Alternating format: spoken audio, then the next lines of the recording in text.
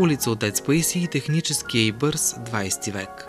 Улица Отец Паисий започва своето развитие в началото на 20 век и се оформя като една своеобразна,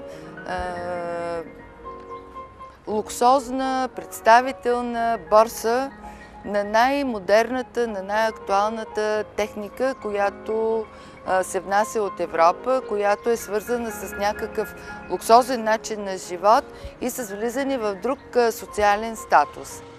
Улица Отец Паисий се превръща в алтернатива на Капана, защото докато в квартала са занаятите, старата техника и старото производство, то на Отец Паисий вече са магазините на най-актуалните за онова време марки автомобили и велосипеди, както и много фирми, които продават резервни части за тях. Тук са и представителствата на фирми за производство на автомобилни гуми, на техника, на радиоапарати, на шевни и пишещи машини.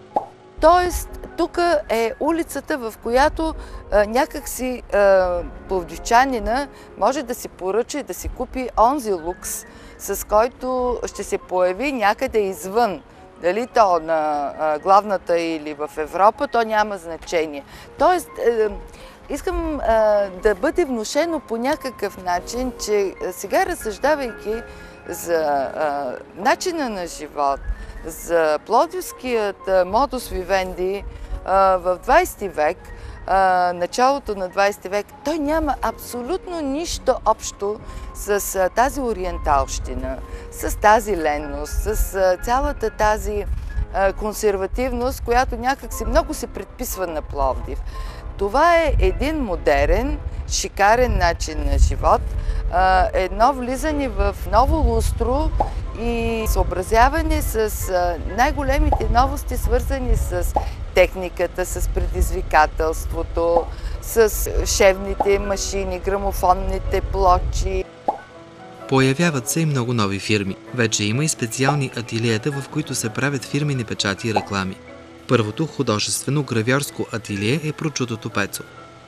Тук са график на Павел Кисов и сфинкс за изработка на фирмени надписи, украса и портрети.